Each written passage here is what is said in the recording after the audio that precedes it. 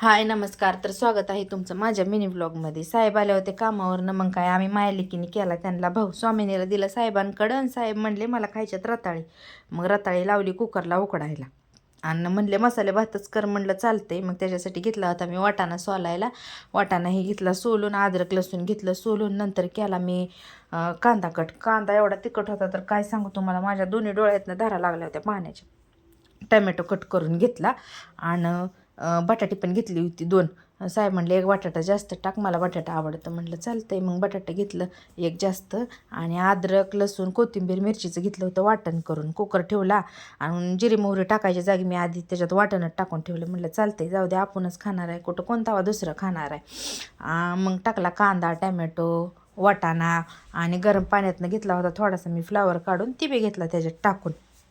आणि नंतर मीठ हळद आणि थोडासा काय म्हणतात त्याला बिर्याणी मसाला पण टाकला होता. ते काय मी त्याच्यात दाखवलं नाही. तुम्ही म्हणसाल हिनं काय आणि भात केला काय, तर असं काही नाही, मी टाकलं होतं सगळं त्याच्यात, पण मी जास्त काही घेतलं नाही. मला आवडतात शेंगदाणे, त्याच्यामुळे मी जरा 4-5 शेंगदाणे टाकलं होतं माझ्यापुरतं. आणि 5 मिनटं म्हणलं तेलात भाज्या चांगल्या उकडू द्याव्या. मग झाकणी मारून घेतली.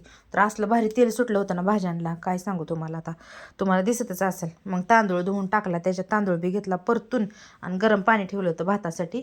पाणी बी घेतलं त्याच्यात टाकून आणि झाकणी लावली. साहेब म्हणलं जरा काहीतरी तोंडी लावायला कर, म्हणलं चालतंय की, बोंबील घेते करून म्हणलं. मग बोंबील नीट केलं, स्वामिनीला यायचं होतं माझ्याकडं.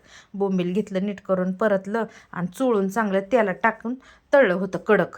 स्वामिनीला घेतलं होतं, तिला बघत बघत केलं होतं ती. आणि ती काय मला तळ्याला व्हिडिओ घेता आला नाही, म्हटलं डायरेक्ट जेवायला घ्यावं, त्यात तुम्हाला दिसेलच बोंबील. मग संध्याकाळी साहेब झोपत होतं स्वामींना. तर कमेंट करून सांगा मग माझा व्लॉग कसा वाटला. धन्यवाद.